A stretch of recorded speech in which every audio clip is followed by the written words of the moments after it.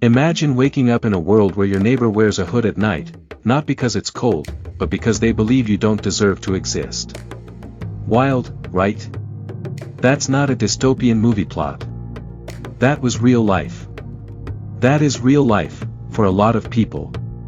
And today, we're talking about one of the darkest, most dangerous hate groups in American history, the Ku Klux Klan.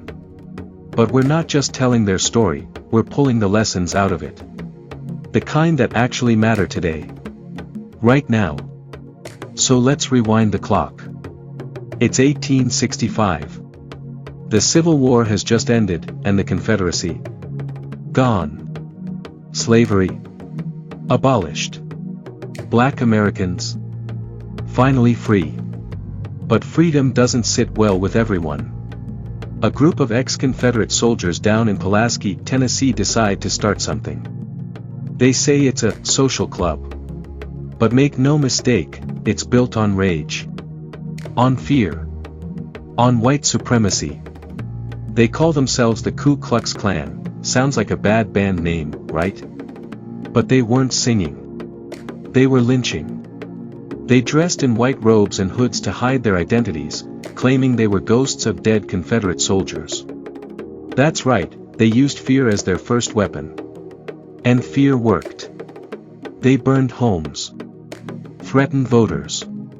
Killed innocent people, all to stop black Americans from exercising the rights they had literally just earned. And you'd think people would have shut it down right away, right? You'd think America would have said, nope, not on our watch. But that didn't happen. Instead, it grew. By the 1920s, the KKK wasn't some underground gang. They were out in the open. Marching through Washington, D.C., wearing their white robes in broad daylight. Teachers, police officers, judges, pastors, even politicians, were members. You could literally buy a Klan robe through a catalog. Let that sink in. And they didn't just target black people. They hated immigrants. Catholics.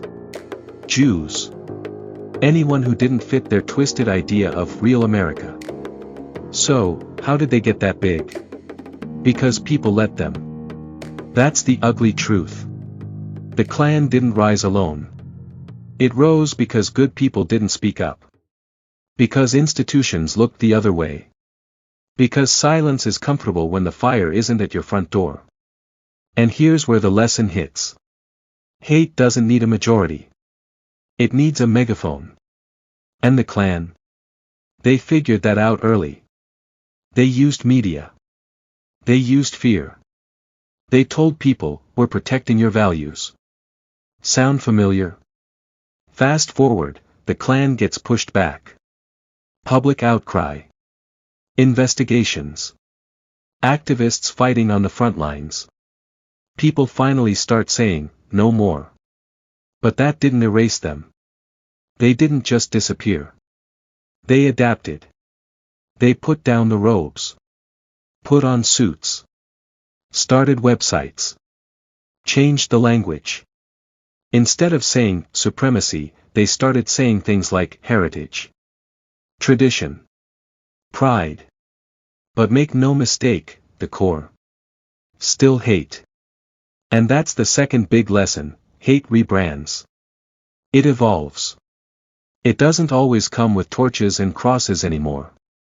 Sometimes it comes in a meme. A slogan. A dog whistle on the evening news. So yeah, the KKK is part of history, but don't box it into the past. Because the playbook? Still in use. Now here's what we can learn. First, don't underestimate the power of collective silence.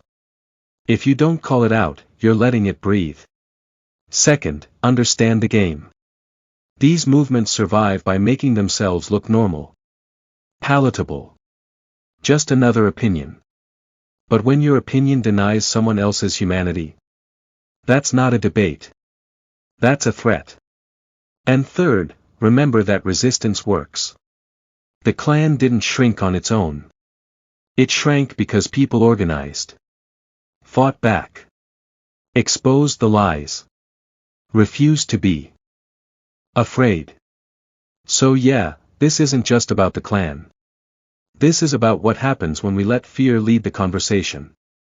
When we let history fade into myth. When we forget. Because forgetting? That's the easiest way to repeat it. But you're here. You're watching. You're listening. And that means something. Because the next time hate shows up, it won't be wearing a hood. It'll be smiling. Shaking hands. Running for office. It'll sound smart. Polished. Respectable. And that's why we remember the Klan. Not to give them power, but to take it back. Thanks for being here. Stay loud. Stay smart. And don't ever let history whisper when it should be screaming. Catch you in the next one.